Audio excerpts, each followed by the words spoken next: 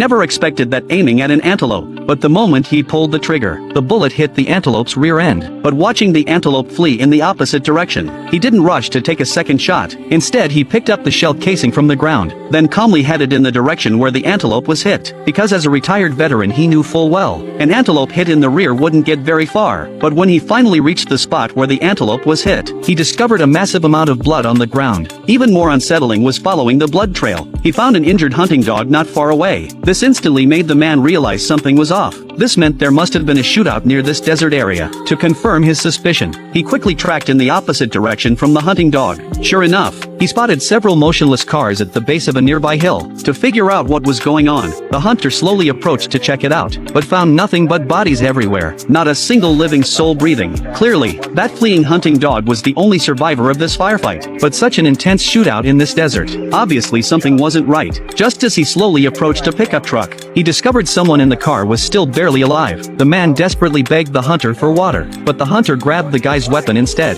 then walked around to the truck bed to check things out. Sure enough, found a whole truckload of wrapped packages. Realizing the goods were still here, someone must have taken off with the cash, and was probably wounded too. So the hunter quickly started tracking. But in this scorching desert, where could the guy have gone? Figuring the person must have found shade from the heat, the hunter quickly scanned the area with his binoculars. Sure enough, spotted a figure under a tree in the distance. But strangely, the person sat there motionless for quite a while. When the hunter slowly approached, he discovered the guy had been hit in the abdomen and had already passed. At his feet was a black briefcase. The hunter couldn't wait to open the case, and found $2 million inside. Although the hunter knew this dirty money could bring him trouble, but seeing no one else alive around, he greedily carried the case of cash back home. However, that night when he was lying in bed, he suddenly felt uneasy about what he'd done, so he quickly filled a jug with water, and headed back to the crime scene from earlier. He intended to bring water to the guy in the car, but when he opened the car door, he found the man had already passed away. Before he could react, he noticed several figures suddenly appear near his vehicle, driving toward his location. This scared the hunter out of his wits. He immediately took off running in the opposite direction, but soon his shoulder got hit. Fortunately, there was a river up ahead. He jumped straight into the water without hesitation. Never expected the killer to release tracking dogs. Watching the dogs closing in, the hunter had no choice but to climb back onto the shore, though he barely escaped with his life.